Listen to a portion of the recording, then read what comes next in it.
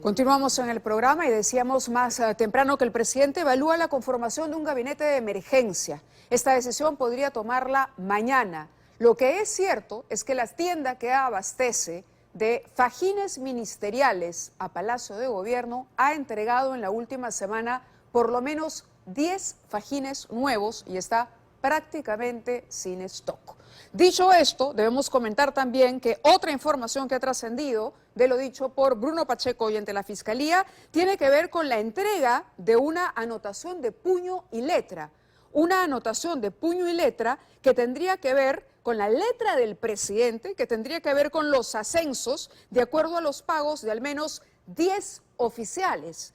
Los $20.000 en el baño serían ese pago. ¿En qué delitos habría incurrido el presidente de la República de corroborarse esta información? Nos acompañan los ex procuradores Delia Muñoz y Iván Meini, pero además debo decir que la doctora Muñoz también es constitucionalista y nos puede orientar un poco sobre el tema. Hablemos de los delitos, de comprobarse la versión de Pacheco. Doctora, por favor. Acá lo voy a dejar al doctor Meini como profesor de Derecho Penal que nos explique sobre los delitos. Yo te voy a dar un marco un poco más amplio que creo que es el gran tema de debate. El presidente se está amparando mucho en el tema de la protección constitucional, claro, la inmunidad, y que nadie lo puede tocar. Y acá hay una gran reflexión que hacer sobre el particular. Nosotros cuando hemos creado ese modelo constitucional es para permitirle a la persona que accede a la presidencia que tenga la capacidad de gobernar. Pero hoy en día lo que se nos plantea es que cuando tú accedes a la presidencia puedes cometer todo tipo de delitos y que nadie te puede tocar y que nadie puede decirte nada. Y esa situación es una situación que no se condice con lo que en los últimos años la sociedad internacional y la sociedad peruana han desarrollado. En todo lo que es lucha contra la corrupción, los tratados de ONU, de OEA y lo que es criminalidad organizada, te establecen claramente que la corrupción te obliga a tomar otro tipo de medidas. Y más aún cuando la corrupción se instala en el poder, precepto que toma la actual fiscal de la Nación para dar pie a la creación de este grupo especial y poder comenzar a investigar al presidente y a quienes lo rodean. Todo esto tiene un sustrato de manejo de la sociedad democrática y de las estructuras de poder.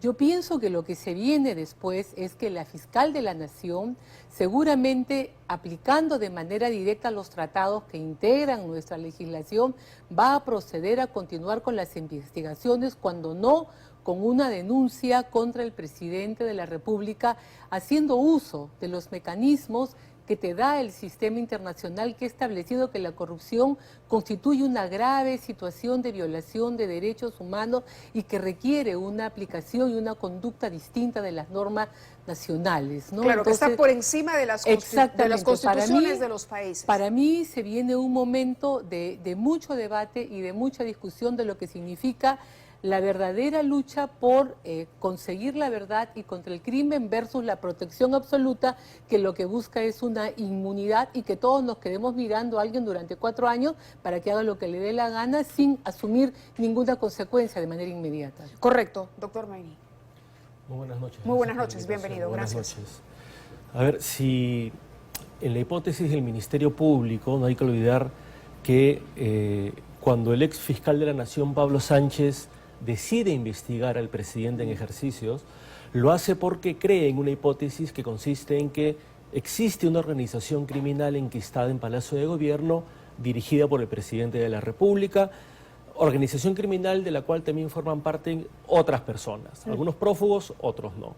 En ese contexto, de corroborarse las declaraciones del señor Pacheco, en el sentido de que el presidente habría recibido dinero para sugerir u ordenar ascensos en la policía o en las Fuerzas Armadas, o lo que se ha conocido en la mañana, que habría destacado al señor Beder Camacho para que organice la fuga del señor Pacheco, estaríamos hablando, digamos, de delitos que pueden ser de cohecho, de tráfico de influencias, pero digamos, bajo el gorro de la criminalidad organizada. Y esto es importante porque en la línea de lo que se ha manifestado, la ley 30.077, que es la ley contra la criminalidad organizada, permite a los fiscales hacer uso de unas técnicas especiales de investigación.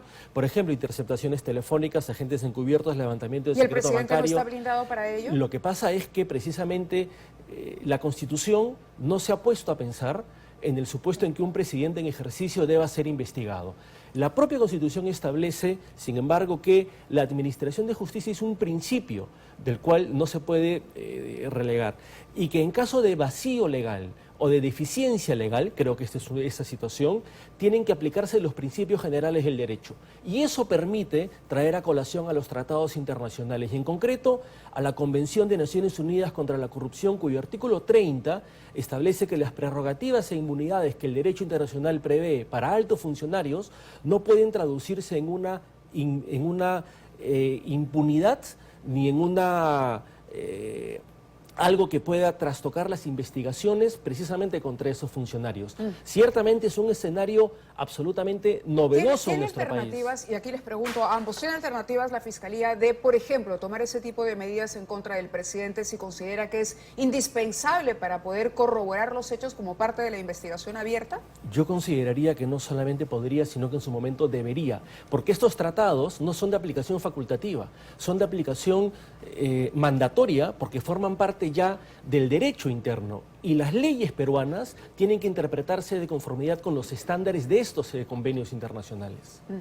¿Qué le toca hacer al Congreso de la República, doctora? Sí, completando lo que favor. dice el profesor Meini, no solamente es de que integran, sino de que la Constitución dice que los tratados internacionales sobre derechos humanos se interpretan conforme a los principios contenidos. Entonces, esa para sería mí, la ruta legal, para mí digamos, es la para ruta... levantar este parapeto que defiende el abogado del presidente cuando dice que es imposible tocarlo, imposible investigarlo y, es más, comprometerlo en cualquier tipo de indagación. El derecho ha ido evolucionando y la teoría internacional de la evolución de los tratados nos muestra cómo los caminos se han ido ampliando o modificando.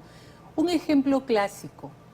En el siglo XX, cuando hablaba de la prueba diabólica, era cuando usted estaba obligada a probar algo. En el derecho laboral, que se comienza a trabajar en el siglo XX, se invierte y comenzamos a trabajar con el indubio pro operario. Se presume que lo que dice el trabajador es cierto y es el empleador el que tiene que demostrarlo. Eso se traslada al ámbito del derecho internacional de los derechos humanos y también ahora a lo que es la lucha contra la corrupción y a otro tipo de delitos. En consecuencia, la Fiscalía tiene el camino listo, la Fiscalía va a poder utilizar estas normas. Y a su pregunta, ¿qué cosa tiene que hacer el Congreso? Cuando la Fiscalía comience a pedir determinado tipo de apoyo, ¿no?, tendrá que dárselo. Y el Congreso también tendrá que evaluar si en función a lo que se va encontrando puede o no ejercer otro tipo de facultades que están contenidas en diferentes artículos de nuestro cuerpo normativo. Pero acá lo que hace falta es decisión política y lo que hemos estado viendo es que las personas están usando el poder al cual acceden o por elección popular o por designación para poder beneficiarse, para poder satisfacer intereses. Y yo creo que ese es el núcleo del principal problema que tenemos hoy en día en el Congreso. De acuerdo, me quedan 2 minutos, doctor Meini. La situación no es solo del presidente Castillo, es el presidente Castillo, pero hay funcionarios de alto nivel que habrían colaborado con el presidente, porque cuando usted habla de organización criminal hablamos de una cabeza, pero también de operadores. Y esos operadores también serían altos funcionarios en algunos casos. En el caso de ellos, ¿se necesita, gozan de algún tipo de protección? ¿Se puede la Fiscalía pedir lo mismo que usted ha señalado? ¿Podría llegar a solicitar? Es decir, levantar secreto bancario, levantar secreto de comunicaciones. ¿Tendría que solicitarlo al Congreso? ¿Cómo corresponde hacer? Lo que pasa es que dependiendo el nivel y la jerarquía del funcionario público, pero si se trata, por ejemplo, de funcionarios públicos como en su momento fue el señor Pacheco, es decir, un secretario general de Palacio de Gobierno, no está sometido, no está protegido por ninguna inmunidad, ninguna prerrogativa. La hipótesis del Ministerio Público es que esta organización criminal está conformada no solamente por el presidente, sino estaría conformada también por otras personas, no solo funcionarios públicos, Samir Villaverde y otras personas que desde la periferia también habrían colaborado.